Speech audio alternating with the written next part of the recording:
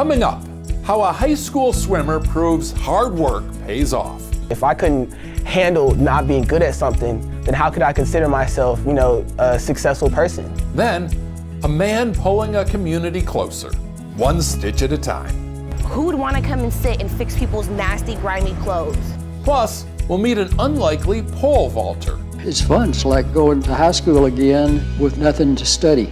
And finally, how a young girl took action to help her family in need. Because I could see how sad he was, and I decided to help him. All of that and more on this special Inspiration episode of On the Road. Hello, I'm Steve Hartman. Thanks for joining us for our CBS News streaming series, where every month or so, we revisit some of my favorite stories from my quarter century on the road. Over the years, I have met some of the most inspiring people this country has to offer. So for the next half hour, I'm going to show what some of those folks have accomplished with sheer will and little else. First up, we're going to the Texas Express pole vaulting gym, where a certain vaulter may come as a surprise.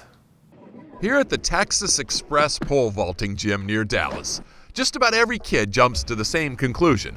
First time they see 82-year-old Don Isett walk in the door. And I thought, oh, maybe he's like someone's grandfather or something. And then I was like, oh, wait a minute. Which soon leads to the second universal reaction. Wow, is he okay? I thought. What he does is absolutely insane. Don Isett is the nation's top pole vaulter in his age group. National champion. And pretty much the only pole vaulter in his age group. I've got buckets of them. He picked up the sport for a second time at age 66. This is when you started? 5 decades after an unremarkable high school career. So you weren't even that good to begin with. Right. So at 66, you say, I want to relive this. Yeah. Mediocrity. I'll try this again. Why? It's fun. It's like going to high school again with nothing to study. Nothing to study but the physics of gravitational potential energy and pain management. That's a jump right there. But Don says it's well worth the aches. It's a rush, exhilaration when you clear a bar. At a meet last year, Don cleared 9 feet 1 inch. No octogenarian had ever done such a thing. And then, just moments later, set another record. Oldest man to be a human centrifuge. And Don says he's not done setting records. In fact, he told me he plans to keep fit and keep at this until he's 6 feet under, which by my calculation is still about 15 feet away.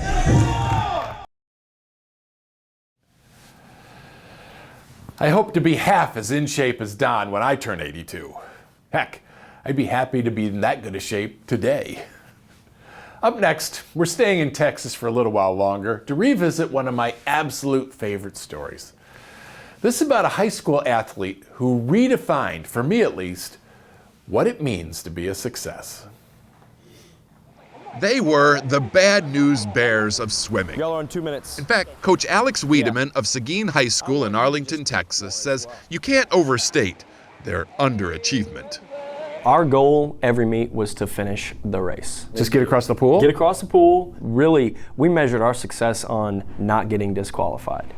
And because that was the standard, 4 years ago, Gerald Hodges made the team. Perhaps the only kid to ever make a high school swim team without a clue how to swim. We had to get anybody. It didn't matter. He didn't know how to swim. He couldn't get across 5 yards, let alone 25 yards. Was there really nobody better? No. Come on, Gerald. Come on, Gerald. Eventually, he at least learned how to not drown and even finished some races, albeit long after the other competitors were done and toweled off. Push it. Come on. Yes, he was that bad, which is interesting because on dry land, Gerald is a remarkable athlete. Could you have made the basketball team? I think so. Could you have made the football team? I'm pretty sure. Soccer team? Pretty positive. So why swimming? I felt like if I couldn't handle not being good at something, then how could I consider myself, a successful person? That quote bears repeating. If I couldn't handle not being good at something, then how could I consider myself a successful person? To Gerald, setting yourself up for failure is actually the key to future success. especially if you can somehow manage to master your weakness. And by the start of his senior year, Gerald had actually improved a lot. But no one really knew how much he'd improved until a big regional meet earlier this year. It was the 200-yard medley relay. Top 2 teams qualify for state. And as usual, Seguin was pretty much in last place with 50 yards to go. And that's when Gerald jumped in the water. Keep in mind, at this level, making up any significant time is nearly impossible. Unless maybe you've got something to prove. Unless, maybe, there's an extra drive deep within anyone who knows what it's like to be dismissed. Whatever it was, the kid who couldn't swim just sent his team to state. Man, we was ecstatic. I could barely contain my energy as I was trying to go get this medal. I'm sitting here just freaking out. You're having a hard time now. Yes, yeah, I was like, I've come so far. From now on, whenever you think anything is impossible, think of Gerald. Whenever you think America has lost its heart, think of Gerald. Happy to report Gerald just graduated from the University of Texas at Arlington last year and now teaches 9th grade algebra. He's also in the process of writing a children's book about his swimming success. Guarantee I'll be reading that one to my kids. Coming up after a break, we'll meet a World War II veteran who at 90 years old still had one more thing he wanted to accomplish. Stay with us.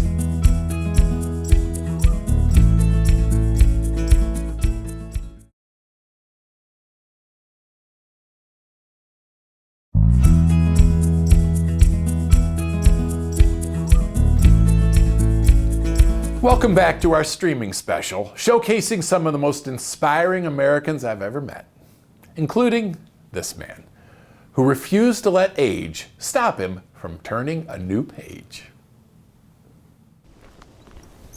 Inside a single-wide in Cookson, Oklahoma, a tortured soul lives alone.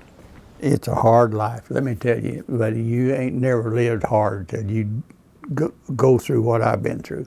This is me when 89-year-old Ed Bray served in World War II. He was at Normandy on D-Day, has 2 Purple Hearts and more than a dozen other medals. But to this day, he still can't even read what they're for. Not because it's too painful. Victory. But because he simply can't read. You know what that word is? E-U-R-O-P-E? No. The toughest thing that ever happened to me in my life is not being able to read. You said you were at Normandy, though. Yes. Illiteracy can be that damning. I've covered this up for 80 years. Nobody in this town knows I can't read. Until he retired, Ed worked a civilian job at an Air Force base refueling planes. A coworker helped him with the forms and whatnot.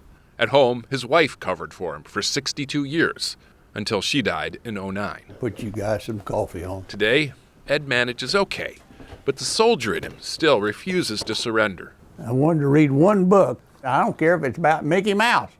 I want to read one book before I die.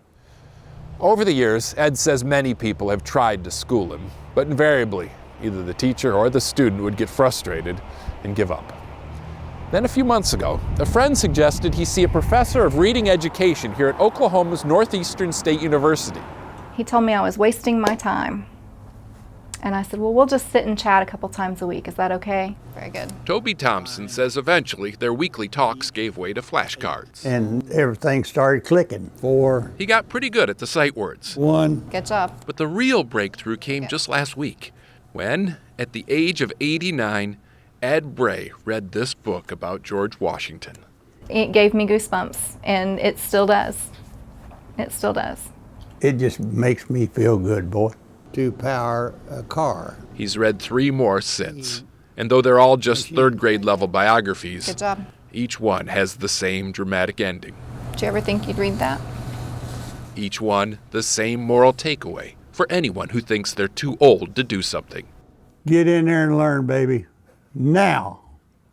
Because you ain't going to learn in that pine box. Just learn to read and already a poet. And that's the truth.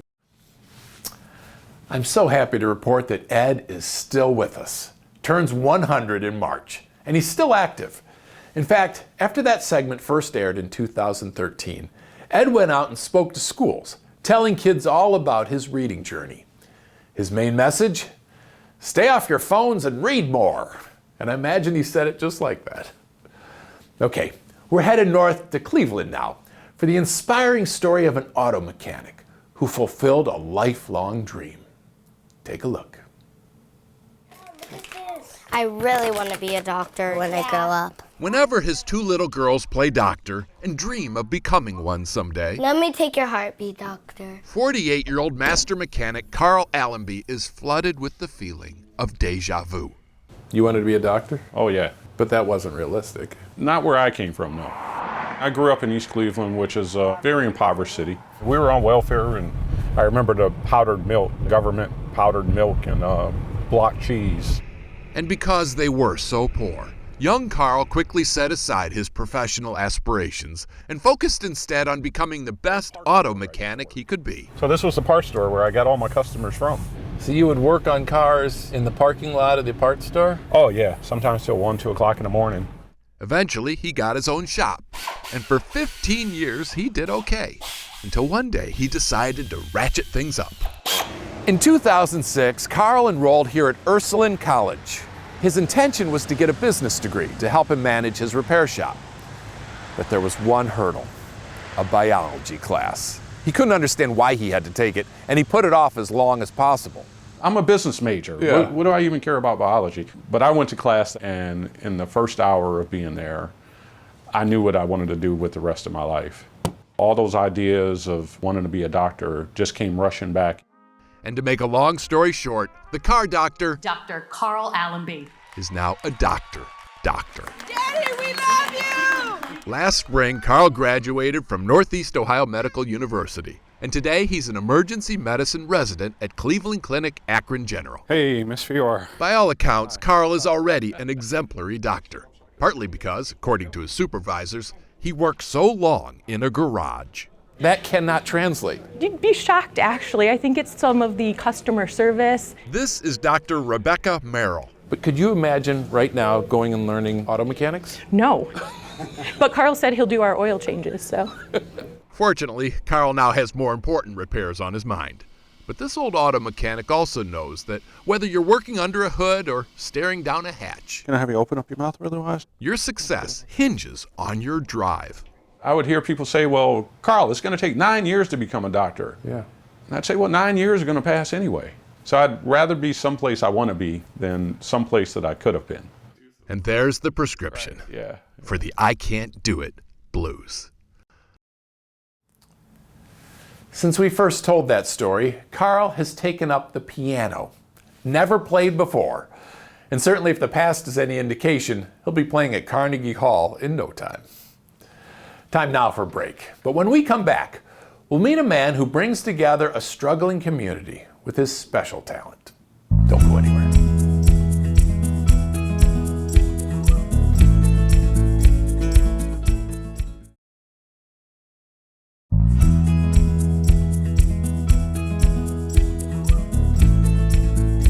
Welcome back. We hope you're enjoying our special, shining a spotlight on those who inspire.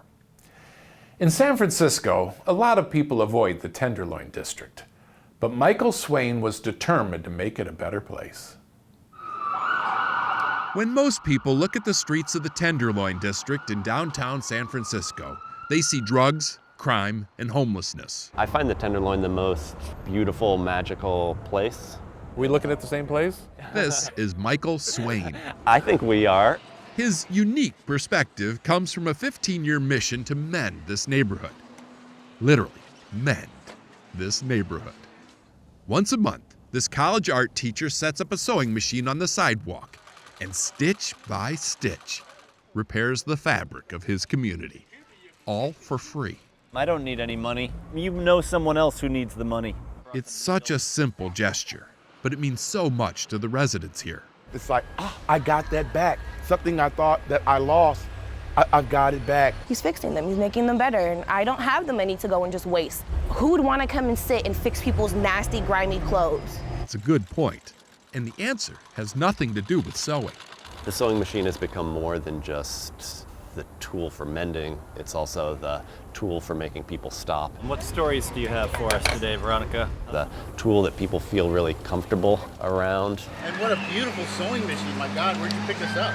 Michael started sewing for strangers after he found this antique tossed to the curb. It was his way of paying it forward. But in the years since, it has become less about letting out pants and more about taking in stories, about building community. It's teamwork. You work together, you know what I'm saying? I really appreciate from the bottom of my heart what he does for the neighborhood. He's a good man, and he's touching the world and healing people with his gift. And I honor him and I thank him. Like an old pair of jeans, the Tenderloin will probably never be good as new. But thanks to people like Michael, This material has a little stretch. it's still got a lot of life left in it. I'm so grateful. Thank you so much. You're welcome.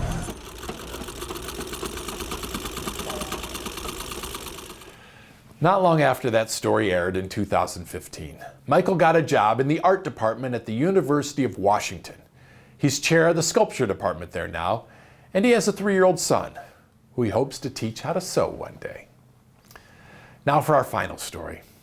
This one happened in Denver, where a 13-year-old girl took her family's troubles into her own hands and made a life-changing difference. On this clear Colorado morning, the sun shines kindly on 13-year-old Shelby Grabentz. It admires her red hair and warms her way to school. A professional courtesy, perhaps, for this fellow ray of light who's seen her share of dark times. It was sad. It was really sad. A few years ago, Shelby's mother Nancy was diagnosed with multiple sclerosis. MS isn't a death sentence, but in Nancy's case, for a while, it might as well have been. She couldn't walk, she couldn't get up, she couldn't feed herself. That bad? Yeah, it was pretty much dead on the couch. And she ended up in a nursing home, and man, it was tough. Shelby's dad, John Michael, works in a water treatment plant outside Denver. Her mom was a pharmacist. They made pretty good money, but the nursing home bills alone were bankrupting the couple. Shelby, of course, was told none of this, but knew all of it. Because I could see how sad he was, and I decided to help him. And I says, well, okay, see what you can do. I just never thought she'd take it to this level. What Shelby did was basically start farming. At the age of 9, she got a loan from her grandma and bought chickens. Lots of chickens. I have 135 about. Never mind she didn't come from a farming family. Never mind the 50-pound feed bags. Shelby was determined to tackle this. Come on, girls. She'd run the numbers and figured there was money in eggs.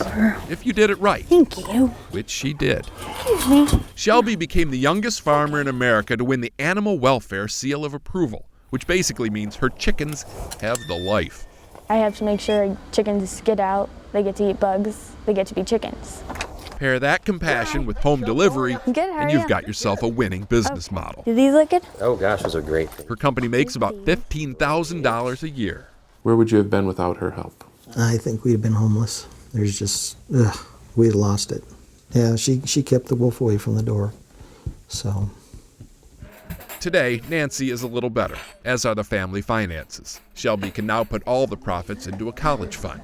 Although should the need arise, she says family remains her first priority. And that's why, whether she stays in farming or not, Shelby Grabentz will always be one good egg. Shelby is now 23 and attending the Metropolitan State University of Denver. Her dream is to go to dental school. And although she is no longer selling eggs, she still has her chickens, who will always have a special place in her heart. Well, that concludes our special. We hope these stories have left you inspired. For brand new On the Road stories, don't forget to tune into the CBS Evening News with Nora O'Donnell every Friday. Until then, I'm Steve Hartman. Stay kind.